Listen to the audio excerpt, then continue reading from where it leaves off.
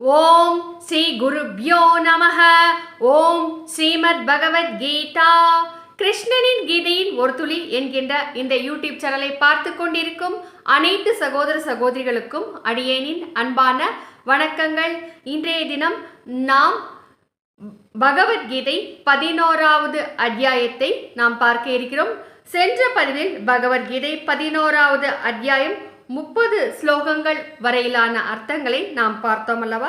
இப்பொழுது 31வது ஸ்லோகத்தில் இருந்து என்ன நடைபெறுகிறது என்பதை நாம் பார்க்க இருக்கிறோம். அதற்கு முன்னால் அடியேன் இந்த பகவத்கீதை புஸ்தகம் இல்லாதவர்கள் புஸ்தகம் கொஞ்சம் வாங்கி வைத்துக்கொண்டு அடியேன் கூறுவதுடன் சேர்ந்து உங்களுடைய புத்தகத்தையும் நீங்கள் படித்து கொண்டே வரும் பொழுது பகவத்கீதையின் கருத்துக்கள் ஆழமாக உங்களின் மனதில் பதியும். ஆகவே பகவத்கீதை புஸ்தகம் இல்லாதவர்கள் வாங்கி வைத்துக் கொள்ளும்படி கேட்டுக்கொள்கிறேன். அடியேனிடம் கிடைக்கும் ஒரு புஸ்தகம் ரூபாய் 40 மட்டும்தாங்க. அவ்வளோதான். நீங்கள் எந்த ஊரில் இருக்கிறீர்களோ அந்த ஊருக்கு வருவதற்கான கொரியர் சார்ஜ் மட்டும் பெற்றுக்கொள்ளப்படும். மதுரையிலிருந்து இந்த புஸ்தகம், தமிழ்நாடு மதுரையிலிருந்து இந்த புஸ்தகம் உங்களுக்கு வந்து சேரும் என்பதை தெரிவித்துக் கொள்கிறேன். இப்பொழுது 11வது அத்தியாயம் சென்ற பதிவில் என்ன பார்த்தோம்? விஸ்வரூப தரிசனத்தை மிகவும் அற்புதமாக காட்சியளித்துக் கொண்டிருக்கிறார் பகவான் கிருஷ்ணர் அல்லவா? அதை மிகவும் பிரமிப்புடனும் பயத்துடனும் நடுநடுங்கிக் கொண்டு தழுதழுத்த குரலில் அதை பார்த்து பயந்து போனபடி அர்ஜுனன் பகவான் கிருஷ்ணரிடம் பேசிக்கொண்டிருக்கிறார். பகவான் கிருஷ்ணர் என்ன சொல்கிறார் என்பதை நாம் இப்பொழுது பார்ப்போம். அனைத்து உலகங்களையும் தீ உமிழ்கின்ற வாயினால் விழுங்கி கொண்டு எல்லா புறங்களிலிருந்தும் திரும்ப திரும்ப நாக்குகளால் துளாவுகிறீர்கள் அப்படின்னு சொல்றாருங்க. அப்படி எல்லா விதமாக இப்படி உலகங்கள் அனைத்தையுமே உங்களுக்குள் அடக்கி கொண்டு உங்களுடைய வாய்க்குள் உலகத்தில் வாழும் மக்கள் எல்லோருமே ஒரு வாய்க்குள் புகுந்து கொண்டிருக்கிறார்கள். அதே போல மற்றொரு வாயிலிருந்து இந்த உலகத்தில் பிறவி எடுக்கும் மக்கள் எல்லாம் வெளிவந்து கொண்டிருக்கிறார்கள். இந்த ஒரு அற்புதமான இந்த தோற்றம் எப்படி காண்பிக்கப்படுகிறது என்றால், இதுவரைக்கும் நாம் 10 அத்தியாயங்கள் வரை பார்த்துக்கிறோம் அல்லவா?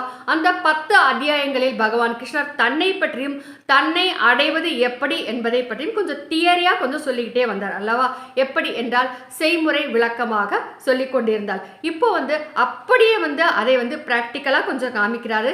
செயல்முறை விளக்கமாக காட்சி அளித்துக் கொண்டிருக்கிறார். எப்பொழுதுமே செயல்முறை விளக்கமாக நாம் அதை பார்த்து நம்முடைய மனதில் பதிய வைத்துக் கொள்ளும் பொழுது அந்த பதிவுகள் எப்போதுமே மறந்து போகாது. ஆகவேதான் இப்படிப்பட்ட ஒரு அற்புதமான ஒரு காட்சியை நம்ம அர்ஜுனனுக்கு அளித்துக் கொண்டிருக்கிறார். இப்பொழுது சஞ்சயன் கூறுகிறார். இதையெல்லாம் யார் பார்க்கறாங்க? ஆரம்பத்திலிருந்தே இந்த பகவத்கீதை முழுவதுமே யார் பார்க்கறாங்க? சஞ்சயன் பார்த்து தன்னுடைய ஞான கண்களால் சஞ்சயன் பார்த்து திருதராஷ்டிரருக்கு கூறுவதாகத்தான் இந்த பகவத்கீதை முழுவதும் அமைந்துள்ளது அல்லவா?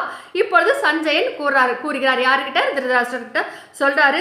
பகவான் ஸ்ரீ கேசவருடைய இந்த வசனத்தை கேட்டு மகுடம் அணிந்த அர்ஜுனன் நடுங்கிக் கொண்டே கைகூப்பிக் கொண்டு வணங்கி மறுபடியும் மிகவும் பயந்து நமஸ்காரம் செய்து பகவான் ஸ்ரீ கிருஷ்ணரை பார்த்து தழுதழுத்த குரலில் கூறுகிறாருங்க. ஏன் அப்படி அவ்வளவு பயம்? ஏன் அவரை கிருஷ்ணரை பார்த்து இப்படி பயப்படணும்? ஏனென்றால் அவருடைய காட்சி அற்புதமாக இருக்கிறது. அது மட்டுமல்லாமல் அவர் ஒரு வார்த்தையை சொல்கிறார். என்ன என்றால் 34வது ஸ்லோகத்தில் துரோணரையும் பீஷ்மரையும் ஜெயத்ரதரையும் கர்ணரையும் அவ்வாறே என்னால் கொல்லப்பட்ட அப்படின்னு சொல்றாருங்க. ஏனென்றால் இவர்களை எல்லாரையுமே நான் முன்னரே கொன்றுவிட்டேன். நீ கொல்ல போவது ஒரு நடைப்பணமாக இருப்பவர்களை மட்டும்தான் நீ கொல்ல போகிறார். இதே தாங்க கண்ணதாசன் மிகவும் அற்புதமாக கூறுகிறார். கண்ணனே காட்டினான், கண்ணனே தாக்கினான், கண்ணனே கொலை செய்கின்றான், காண்டீபம் எழுக நின் கைவண்ணம் பெருக அப்படின்னு சொல்றாரு இல்லையா? அந்த பாடல் வரிகள் அந்த பாடல் வரிகளில் புதைந்துள்ள அர்த்தம் தான் இந்த பகவத்கீதை ஸ்லோகங்கள் மிகவும் அழகாக கூறுகிறது. கொலை செய்கின்றான், காண்டீபம் எழுக அப்படின்னு சொல்றாரு இல்லையா? அது எந்த ஸ்லோகத்தில் என்றால், இடது கையாலும் அம்புயையும் அர்ஜுனா என்று அப்படின்னு சொல்றாரு. 33வது ஸ்லோகத்தில் முன்பே என்னால் கொல்லப்பட்டிருக்கிறார்கள் இவர்கள் எல்லோருமே. இடது கையாலும் அம்பை எறியும் அர்ஜுனா, நீ நிமித்த காரணமாக மட்டும் இரு. அப்படி ஏனென்றால் நிமித்த காரணம் உன்னுடைய கடமை என்ன, அதை மட்டும் கவனமா செய்ய, அது மட்டும் போது அப்படிங்கிறார். ஏனென்றால் புண்ணியம் இதுவென்று உலகம் சொன்னால் அந்த புண்ணியம் கண்ணனுக்கே. போற்றுவார் போற்றலும் தூற்றுவார் தூற்றலும் போகட்டும் கண்ணனுக்கே என்று மிகவும் அழகாக சொல்கிறார்.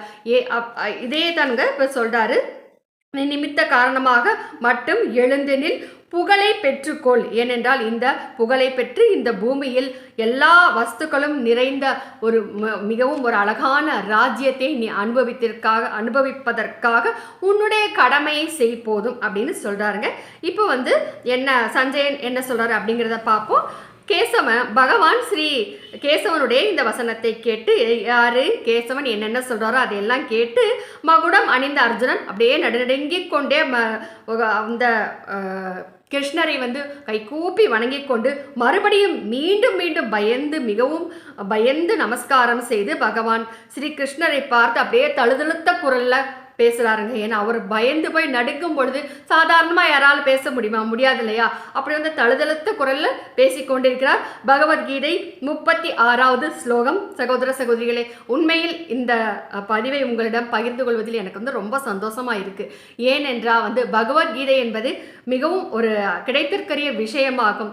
இன்று இந்த பதிவை நான் உங்களிடம் பகிர்ந்து கொள்கிறேன் என்றால் அது இறைவனுடைய சித்தம் இல்லாமல் நடைபெறாது என்பதை அனைவரும் புரிந்து கொள்ள வேண்டும். அது மட்டுமல்லாமல் இன்றைய தினம் இந்த பதிவை பார்த்து கொண்டிருக்கும் அனைவர்களுக்குமே உங்களுக்கும் இறைவனுடைய அருள் இல்லாமல் இந்த பதிவை உங்களால் பார்க்க முடியாது என்பதை மனதில் நிலைநிறுத்தி தொடர்ந்து அடியனுடைய பதிவை பார்த்து வரும்படி கேட்டுக்கொள்கிறேன். கதையாக கூறிக்கொண்டிருக்கும் பகவத்கீதையை கேட்டு ஆனந்த பரவசம் அடையும்படி கேட்டுக்கொள்கிறேன். அர்ஜுனன் என்ன சொல்றார் அப்படிங்கிறது பார்ப்போம். அர்ஜுனன் துதிக்கிறார் அப்படின்னு சொல்றாரு.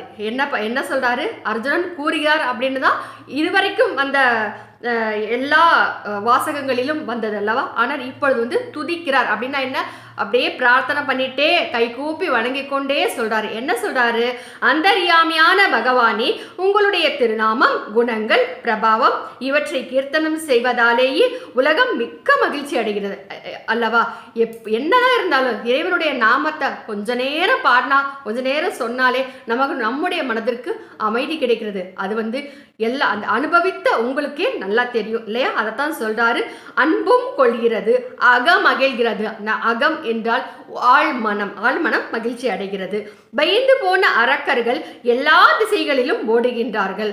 உங்களுடைய அந்த உருவத்தின், உங்களுடைய அந்த விஸ்வரூப தரிசனத்தில் அரக்கர்கள் எல்லாம் இப்படிப்பட்ட உங்களுடைய தரிசனத்தை பார்த்து ஓடுவதாக அந்த காட்சியானது சித்தரிக்கப்பட்டிருக்கிறது. ஆனால் உண்மையில் அந்த அரக்கர்களும் ரிஷிகளும் தேவர்கள் அனைவருமே இந்த காட்சியை, அதாவது இந்த விஸ்வரூப தரிசனத்தை பார்த்தார்கள் என்கின்ற அர்த்தம் கிடையாது. சகோதர சகோதரிகளே, இதில் இந்த விஷயத்தை நீங்கள் நன்றாக புரிந்து கொள்ள வேண்டும். காட்சி என்பது அர்ஜுனனுக்கு மட்டுமே வழங்கப்படுகிறது. இவை எல்லாம் சித்தரிக்கப்பட்டு இப்படியெல்லாம் இருக்கும் என்பதை கொஞ்சம் பிராக்டிக்கலா அதை செய்து காண்பிப்பது போல் காட்சி அளித்து கொண்டு இருக்கிறார் பகவான் கிருஷ்ணர்.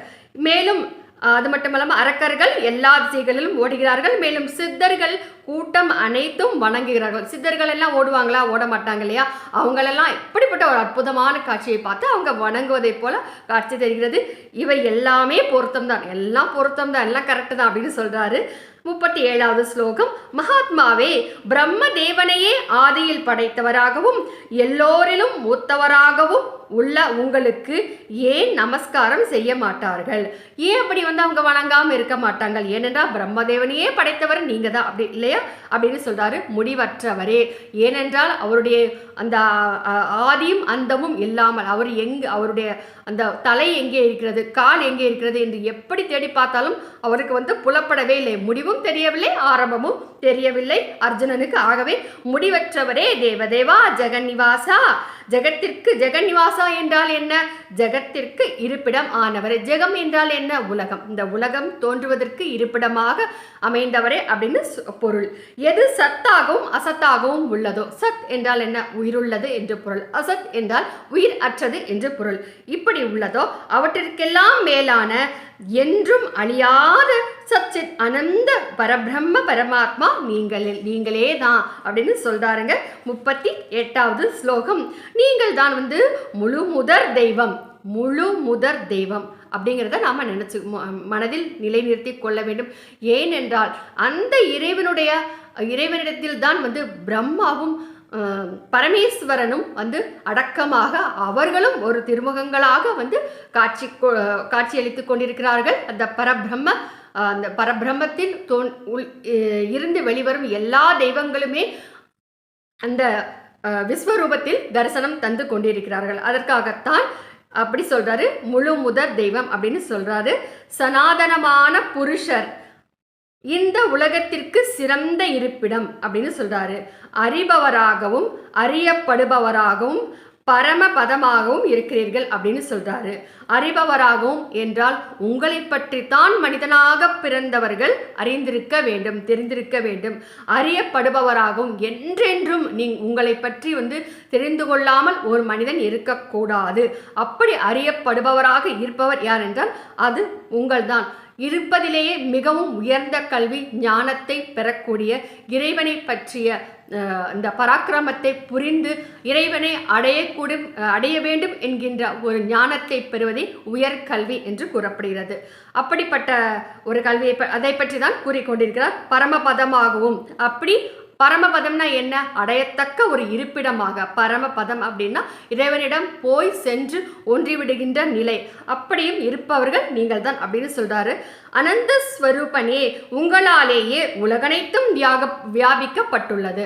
மீண்டும் மீண்டும் அதே சொல்ல, இந்த உலகம் எல்லாமே உங்களால் தான் வியாபிக்கப்பட்டு இருக்கிறது அப்படின்னு சொல்றாரு.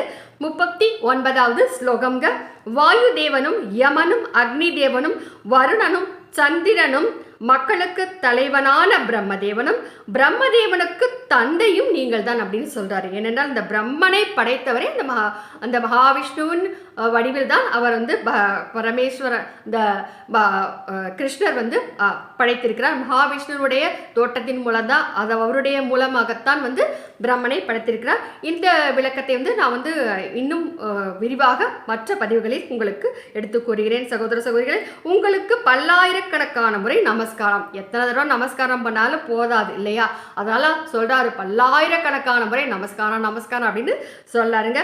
மீண்டும் உங்களுக்கு நமஸ்காரம், மறுபடியும் உங்களை நமஸ்காரம் பண்ணு. அது மட்டும் இல்லாமல் மறுபடியும் என்ன சொல்றாரு பாருங்க, திரும்ப திரும்ப நமஸ்காரம் அப்படின்னு சொல்றாருங்க. அளவற்ற திறமை உடையவரே, உங்களுடைய திறமையை அளவிட்டு கூற முடியுமா? அவ்வளவுதான் அப்படின்னு சொல்ல முடியுமா? முடியவே முடியாது. அதனால தான் அளவற்ற திறமை உடையவரே, உங்களுக்கு முன்புறம் இருந்தும் பின்புறம் இருந்தும் நமஸ்காரம். எந்த பக்கத்துல நான் பார்த்து உங்களை நமஸ்காரம் பண்றது? எதுவுமே தெரியலையே. அதனால முன்னால இருந்தும் பின்னால இருந்தும் நான் உங்களுக்கு நமஸ்காரம் பண்றேன் அப்படின்னு சொல்றாரு. அனைத்தும் ஆனவரே, உங்களுக்கு எல்லா புறங்களிலிருந்தும் நமஸ்காரம். அதுவும் போதாது அப்படின்னு தோணுச்சோ என்னமோ அர்ஜுனருக்கு. அதனால என்ன சொல்றாரு, உங்களை உங்களுக்கு எல்லா பக்கங்களிலிருந்தும் என் திசைகளிலிருந்தும் நான் நமஸ்காரம் செஞ்சதா எடுத்துக்கோங்க அப்படின்னு சொல்றாரு. அளவற்ற பராக்கிரம் உடைய நீங்கள் உலகனைத்திலும் வியாபித்து இருக்கிறீர்கள் அப்படின்னு சொல்றாரு. உங்களுடைய பராக்கிரமத்தை அளவிட்டு கூற முடியுமா? முடியவே முடியாது. இந்த உலக அனைத்தையுமே நீங்கள் தான் வியாபித்து இருக்கிறீர்கள். இந்த உலகம் எல்லாவற்றிலும் கல் மண் பூண்டு இந்த அப்படின்னு சொல்லுவாங்க இல்லையா, இந்த புல் பூடு அப்படின்னு சொல்லுவாங்க இல்லையா, மக்களாக இருக்கட்டும், மலையாக இருக்கட்டும், கடலாக இருக்கட்டும், காற்றாக இருக்கட்டும், இந்த எல்லா இடங்களிலும் வியாபித்து இருப்பவர் நீங்கள் தான் அப்படின்னு சொல்கிறாரு. எனவே நீங்களே அனைத்து வடிவாகவும் இருக்கிறீர்கள். எப்படி அது என்ன இப்பொழுதுதான் சொன்னேன். எல்லா வடிவத்திலும் இருந்து காட்சி கொடுப்பவர் யார் என்றால் அந்த பரமேஸ்வரனான விஸ்வரூப தரிசனத்தை நமக்கு கிடையாது, அர்ஜுனனுக்கு வழங்கி கொண்டு இருக்கும் அந்த கிருஷ்ண பரமாத்மா தான் என்று மிகவும் அழகாக கூறுகிறார். இதற்கு பிறகு 41வது ஸ்லோகத்தில் இன்னும் நன்றாக ஒரு அற்புதமான ஒரு விஷயத்தை பகவான் கிருஷ்ணரிடம் அர்ஜுனன் பகிர்ந்து கொள்கிறார். அந்த ஒரு விஷயத்தை நீங்கள் தெரிந்து கொள்ள வேண்டுமா? தெரிந்து கொள்ள வேண்டும் என்றால் அடியனுடைய அடுத்த பதிவை பார்க்கும் வரை கொஞ்சம் பொறுமையாகத்தான் இருக்க வேண்டும் சகோதர சகோதரிகளே. அடுத்த பதிவில் உங்களை மீண்டும் சந்திக்கும் வரை உங்களிடம் வணக்கம் கூறி விடைபெறும் இவள் தமிழ்நாடு மதுரையில் மதுரை கல்லூரி அருகே ஜீவசமாதி அடைந்துள்ள ஸ்ரீ சிவானந்த சரஸ்வதி சுவாமிகளின் பேத்தி ரஜுலா விஜயராகவன். நன்றி.